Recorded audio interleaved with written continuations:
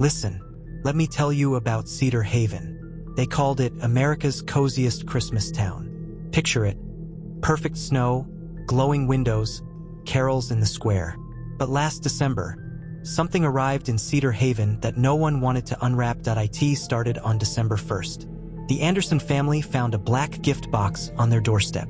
Inside was a human finger frozen in ice, a wedding ring still on it.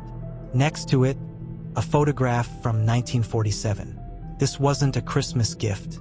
This was a message, a piece of someone's past delivered like a present. And the next day, another box, at a different house. This one had a music box that played Silent Night backwards, with a child's tooth inside.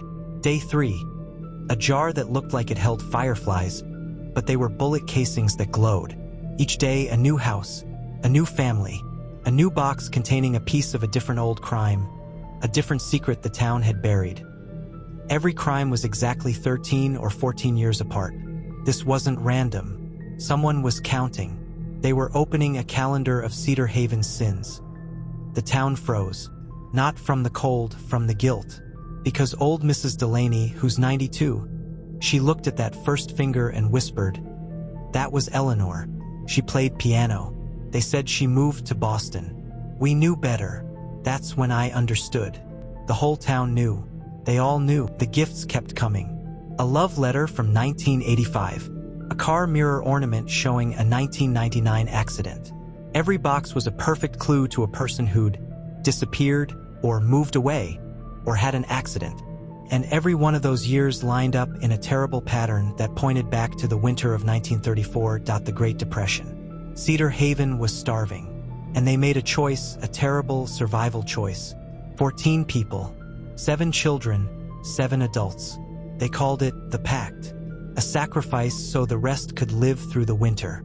And after that, they formed a committee to make sure no one ever talked about it again. But every generation, someone remembered. A school teacher in 1958 asking about the lost children. A reporter in 1972 digging through old land deeds.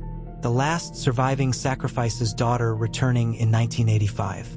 And each time the committee made them disappear, to preserve the peace, to keep the Christmas lights glowing. The Advent calendar was counting down all these cover-ups, showing the town what they'd done to keep their secret. And the creator, she was the last piece. Her name was Maya. In 1999, when she was 16, the committee took her best friend, Jacob Riley. They said he ran away. But Maya saw. She was in the truck. She filmed it on her dad's old camcorder. And for 24 years, while a disease slowly took her body, she planned this from her room in the nursing home. Collecting evidence. Remembering. Waiting. On December 24th, her final gift wasn't delivered to a doorstep. She projected it on the town's water tower for everyone to see. The footage from 1999. Jacob crying. The town meeting where they voted. The burial in the Christmas tree farm. The truth, in shaky home video. For all of Cedar Haven to watch on Christmas Eve, here's what happened next. The perfect town shattered. They cut down the big Christmas tree in the square, the one they celebrated around every year. They dug beneath it and found Jacob's bones. Maya turned herself in on Christmas morning, but she was dying anyway. Her punishment wasn't prison. It was watching her plan work. The tourists left. The Coziest Christmas Town sign came down. The lights stayed off. So what's the horror here? It's not a monster in the dark.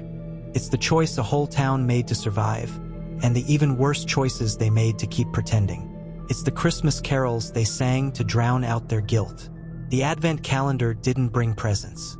It brought the reckoning they'd been avoiding for 89 years. Sometimes the most terrifying thing isn't what's hiding in the shadows. It's what's hanging in the light on a beautiful Christmas tree that you've chosen never to really see. Cedar Haven's long winter is finally over, and they'll never look at Christmas the same way again.